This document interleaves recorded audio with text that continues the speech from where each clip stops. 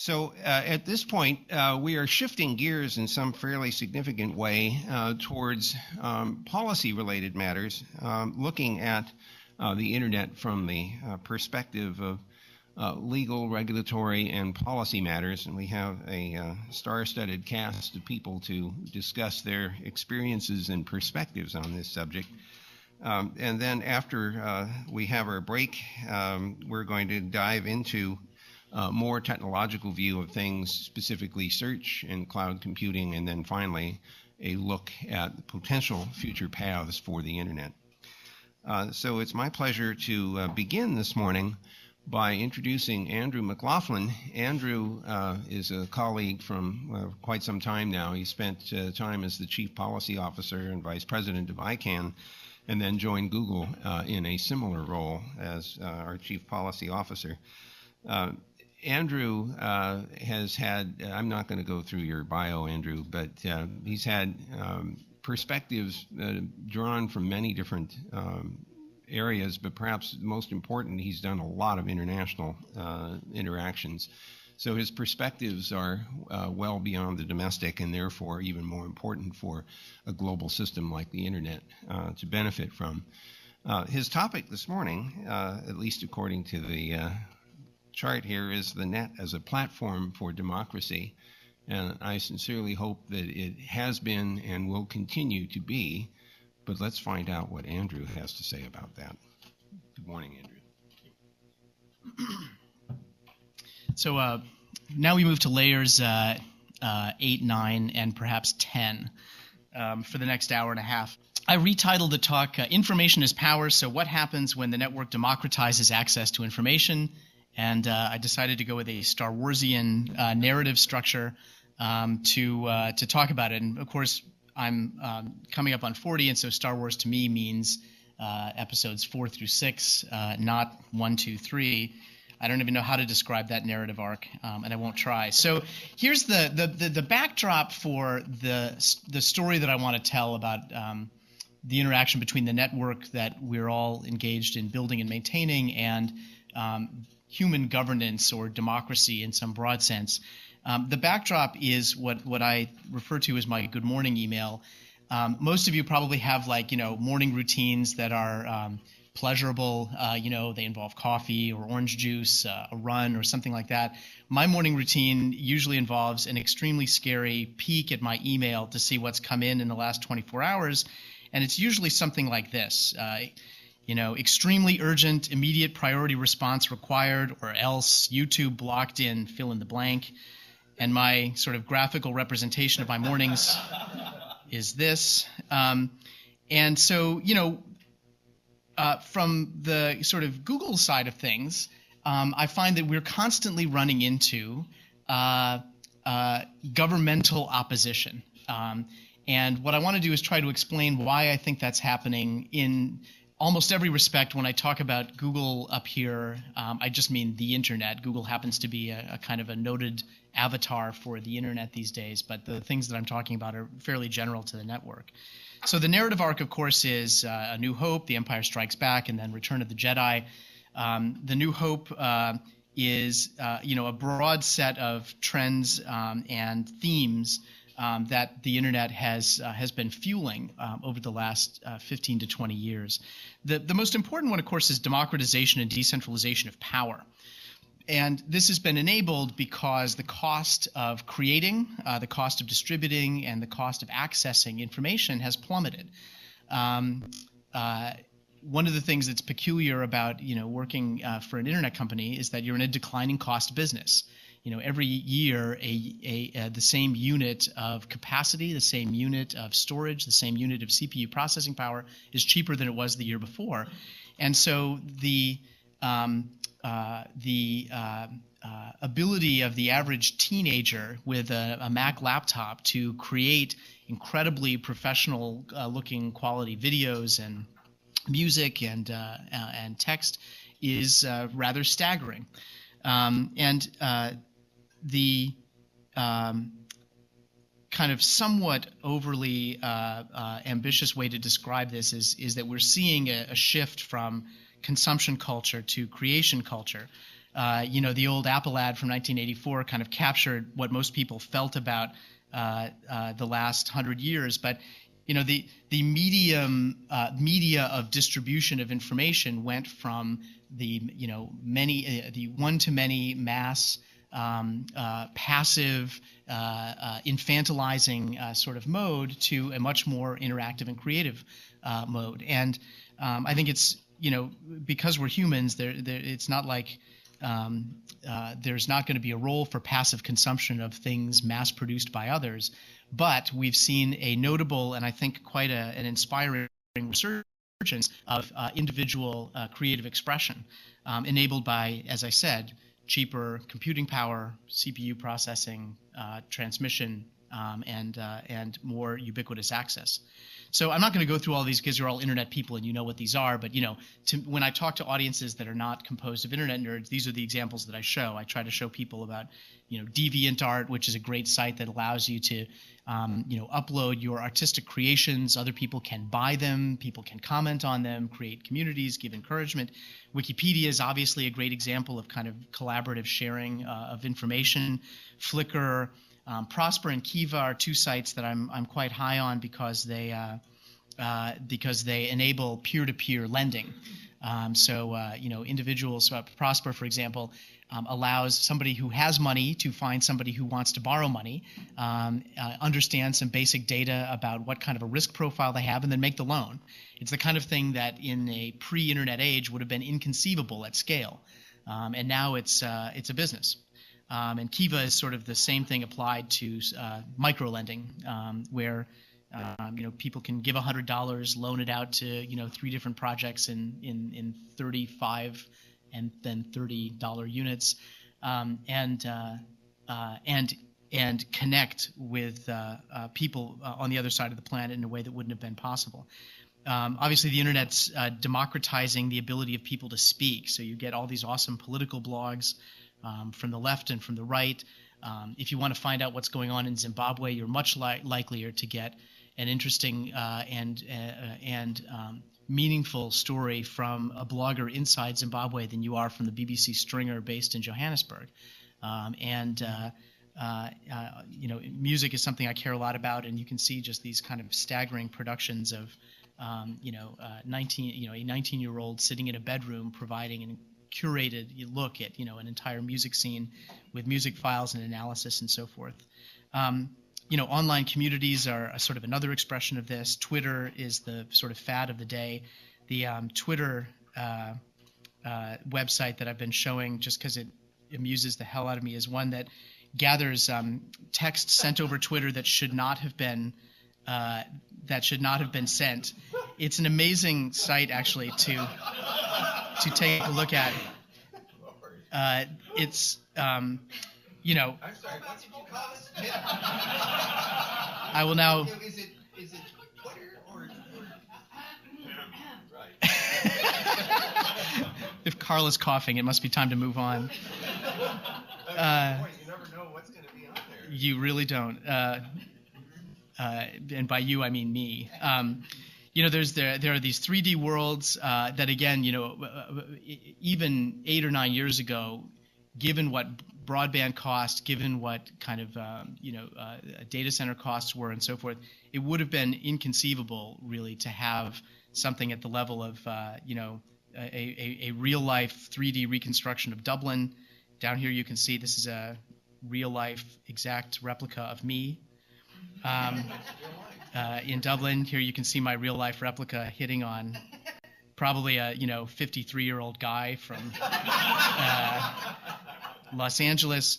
But anyway, my point is that you get a lot. The economics are driving a tremendous amount of the democratization that we've been talking about for sort of 15 years more broadly.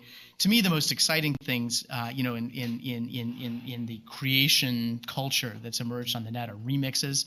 So these are people taking bits of found text and repackaging them. And I think because I don't. Oh, will this audio hookup work if I plug it in?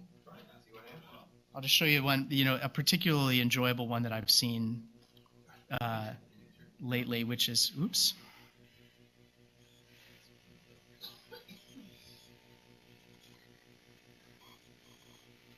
On me, not any warning at all. So let me just move it. So what I'm about to show you is just a couple of seconds of one of my favorite things out on the net right now, which is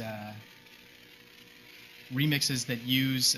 So that, for example, you can see the for some reason somebody thought that it would be fun to start a meme around 70s TV shows and their beginnings, but all swapped out with Star Trek and Star Wars and other images. So you can see like the beginning of the Love Boat, and all the special guests are from early episodes of Star Wars or Star Trek, including like Carl the Cylon and of course Charo. Shall we say $1 million American dollars? Death Star plans are not in the main computer. Your mama's going on a date. Can you dig that, a date? Like a nice restaurant and some fine music. This is a consular ship. We're on a diplomatic mission. Dig that? If she's going with me, she's going to have a good time. Can you dig that? Look, man, I'm in the prime of my life. Got to live the way I got to. Gonna make me some money again. I'm gonna fight. I got my turn to be the champion of the world. I'll let this go for 5 more seconds so you can see this particular. God. Darth Vader, only you could be so bold.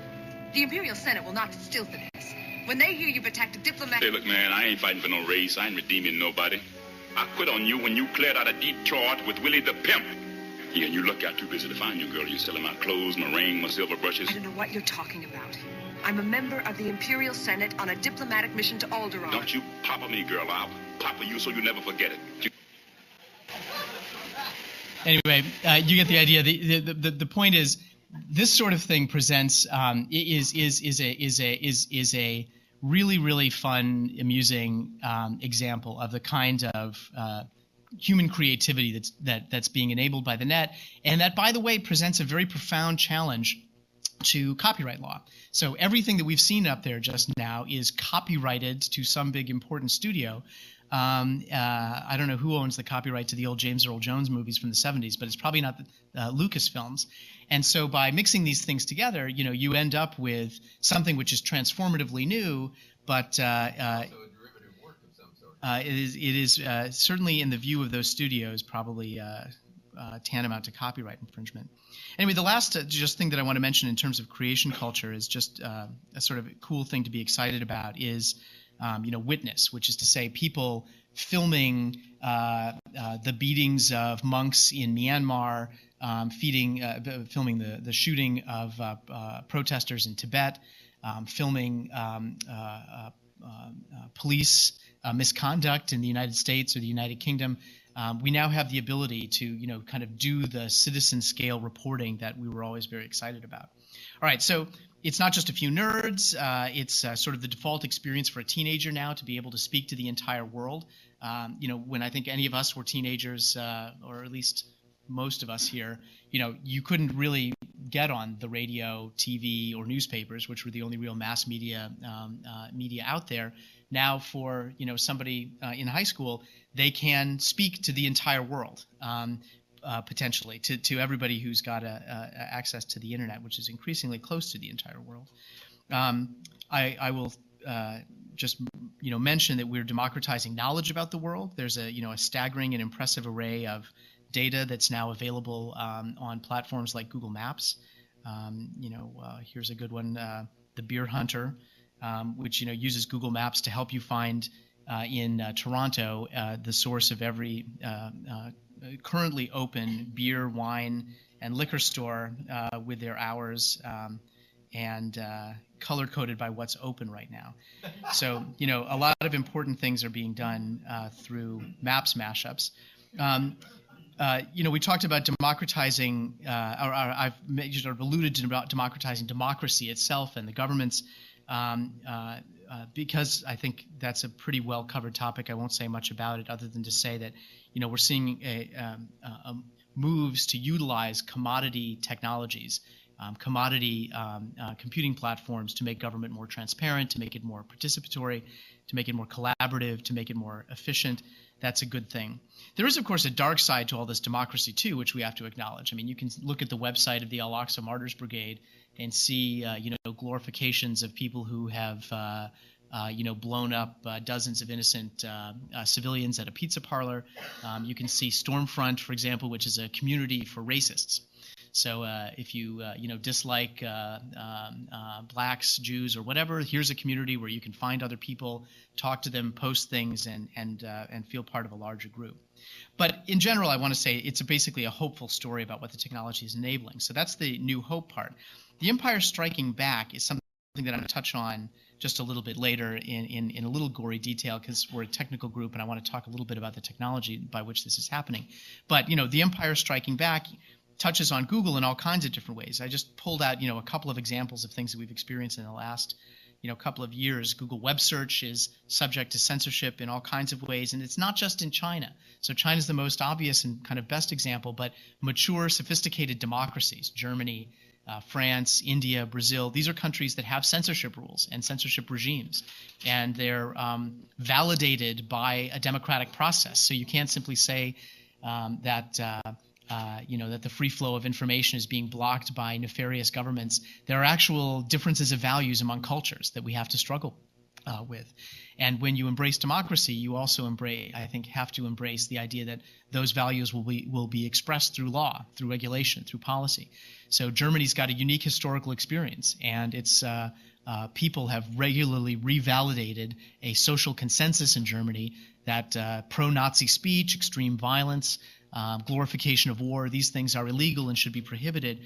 They don't even care if it's effective or not. It's a form of social expression of disapproval, and it matters to them on that basis. We recently had a blow-up in South Korea, where the South Koreans have implemented a new rule that requires real name verification for online speech. So if you want to upload a video to YouTube or you want to comment on it, their requirement would be that uploaders or commenters have to go in and provide and verify their real names and their national ID numbers before they can write anything or upload. And so to our cultural way of thinking, this is a flamboyant violation of privacy because it violates the notion of anonymous speech.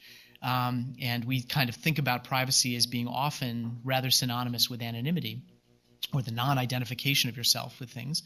And in Korea, their logic was if you require everybody to be logged in and use their real names, then when someone violates another person's privacy, you know who to track down and go get. And it disincents people from violating each other's privacy.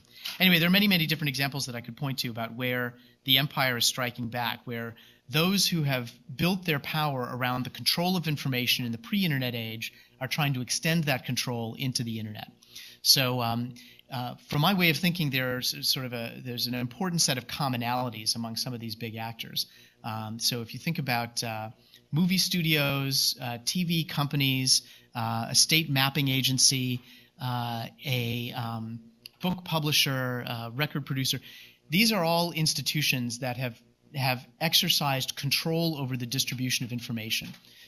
To use Eric's term yesterday, they depend on some form of scarcity in order to make money, in part. So what they also have in common, by the way, is that they've traditionally had both a venture capital function and a distribution function. So think about movie studios. The venture capital function is you put money down on the table to get a movie made, and then you profit from it above your investment. They also had control, though, over distribution of that movie in a world of scarcity. The scarcity comes from the fact that there's only N number of movie screens in the country. There's only N number of seats or N times whatever number of seats in front of those movie screens. If you're going to make money, the only way you can make money on your movie is to get the movie on the screen in front of the seats and have people collect money in order to go see the movie. The internet has blown that apart. But the same model applies with books, records, TV shows. In TV, it's a certain number of channels, certain number of hours in the day. If you can't get your show into one of those slots, you can't make money.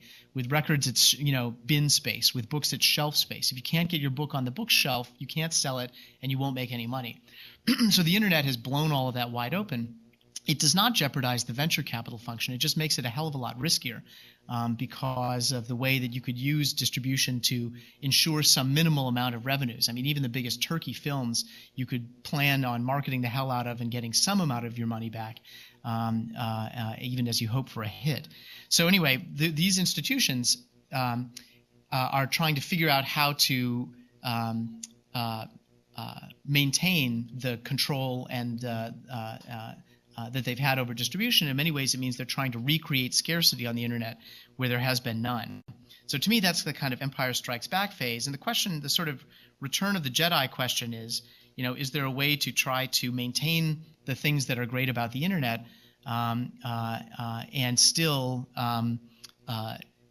meet to some acceptable degree the demands of these threatened institutions to preserve some role for themselves in the new world. Some, by the way, just shouldn't, right? Like, so for example, a state mapping agency in India, which under Indian law has a legal monopoly over all maps distributed in India, that just simply should not be allowed to continue.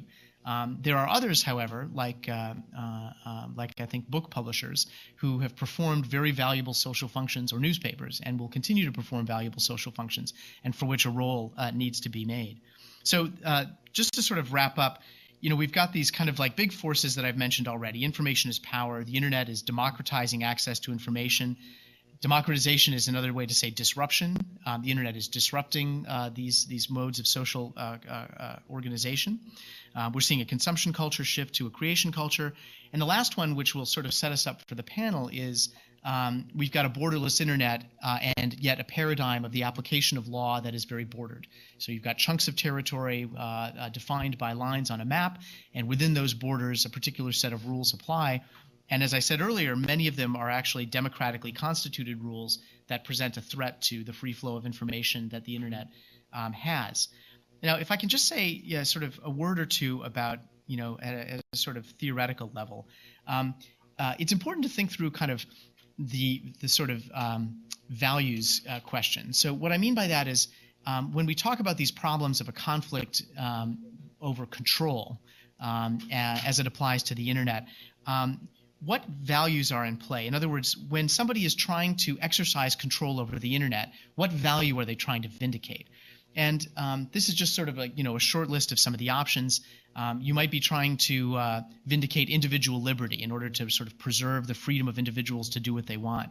You might be trying to preserve a kind of ordered liberty, which is to say you preserve the freedom of individuals to do what they want up until the point at which they conflict, an individual's interests conflict with those of others.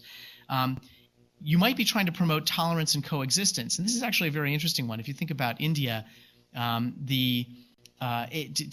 massively oversimplify but maybe convey a grain of truth, the Indian conception of the state is a conception that's all around tolerance and coexistence, not the flourishing of individual tastes and preferences in an atomized kind of way.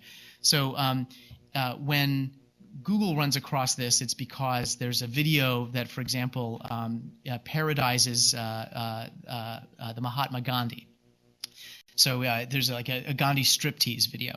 And even Indians that that I would find to be typically very simpatico, which is to say Western educated, or grown up in multiple cultures or whatever, they will generally agree that things which offend different religions or offend the sort of icons of the Indian state or society should be censored, because the alternative is people killing each other. So it's just a view that, like, why would you care about blaspheming Muhammad when the outcome of that could well be riots on the streets of Mumbai in a week's time. And so it's just a different conception of kind of what society is about. It's not so much the vindication of the individual, but tolerance and coexistence. And so you might be trying to exercise control over the network to achieve that. The Chinese argument is political, social, economic stability. We need to exercise control over the network to maintain social cohesion and the economic growth that has improved their lives so much over the last 30 years. It might just be maintaining power. We need to control the network because we don't want an opposition to form, and we need to stay in power. Suppression of unwanted actions or beliefs or creeds or faiths. This is kind of the Germany example. Suppressing Nazi speech is an important value to them. Another way to think about it is the vindication of democratic judgments. You might say the network should be regulated in whatever way that the democracy and the people, having voted or chosen their representatives, decides. So anyway, I list all those because I think there's this interesting question about whether the internet itself embodies a normative value. In other words, we've seen this rhetoric over the last 20 years, really, that the internet is in and of itself an embodiment of a conception of individual freedom, individual liberty, the right to express, the right to read, the right to hear, and that there's something unique about the architecture of the internet that makes this so.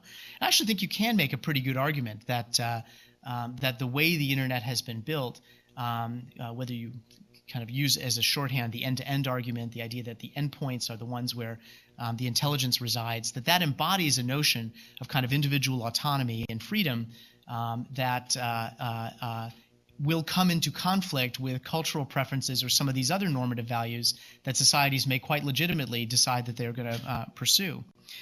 So, a way to think about this is that, there's a kind of like architecture point, which John Gilmore has expressed as saying the net interprets censorship as damage and routes around it. In other words, getting packets to their destinations is the highest normative value of the internet.